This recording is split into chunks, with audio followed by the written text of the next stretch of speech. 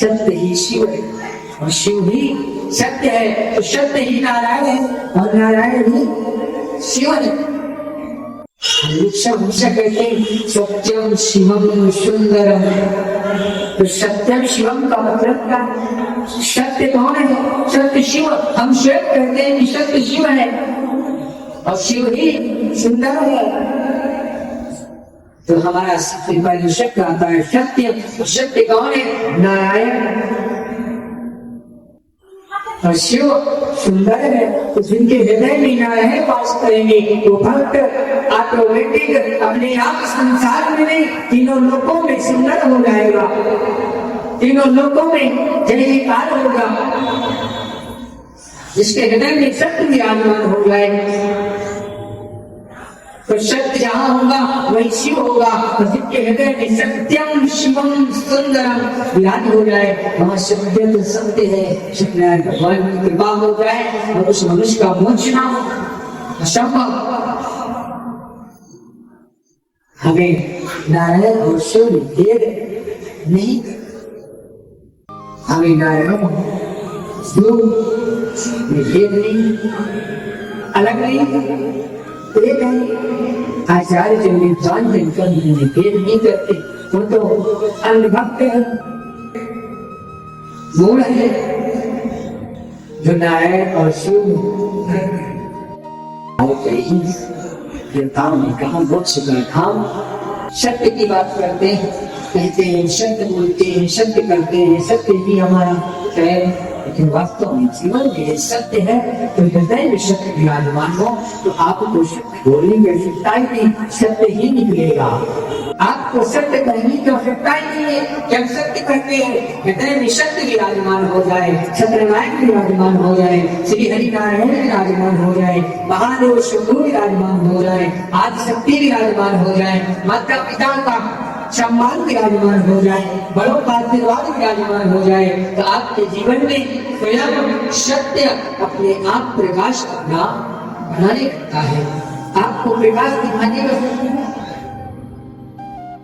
जिस पर प्रभु की कृपा हो जाए, गुरु की कृपा हो जाए, माता पिता का आशीर्वाद हो जाए, गुरु की कृपा हो जाए, तो उसके जीवन में अंधकार हो ही नहीं सकता। उसका हृदय हमेशा प्रकाशवान रहेगा, प्रकाशित रहेगा। यही तो है जीवन। शास्त्र स्वयं कहता है कि जो पुरुष क्रोध पूर्वक अपने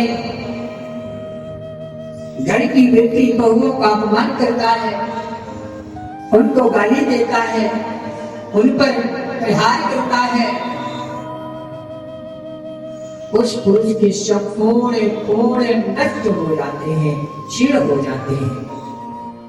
दुष्ट पुरुष की पूजा भगवान नहीं स्वीकार करते हैं, पितृ भी उसके हाथ का जल पिंडदान भी नहीं स्वीकार करते हैं। जो स्त्रियों पर हाथ उठाता है, क्योंकि हमारे शास्त्र में ग्रहण करने की विधि है, त्यागने की विधि नहीं है। हमारे शास्त्र में सम्मान करने का विधान है, हमारे शास्त्र में त्याग करने का विधान नहीं है।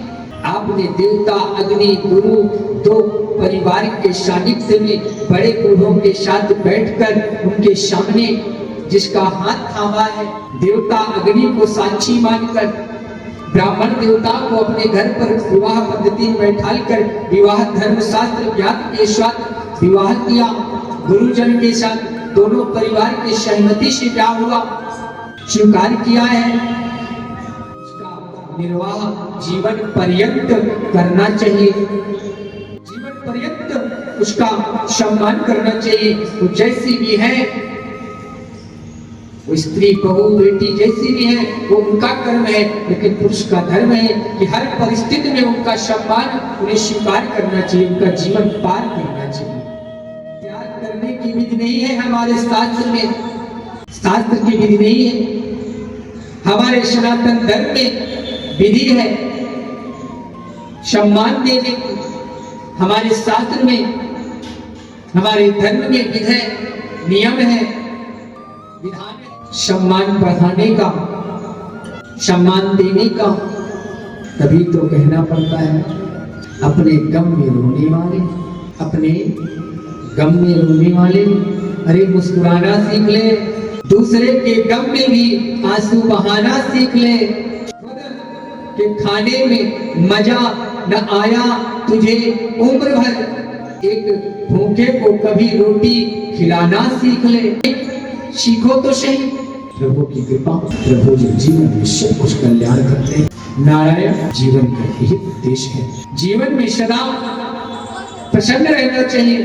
हमें जीवन में भगवान के सामने सदा करना चाहिए, प्रभु हम पर कृपा दृष्टि बनाए रखना।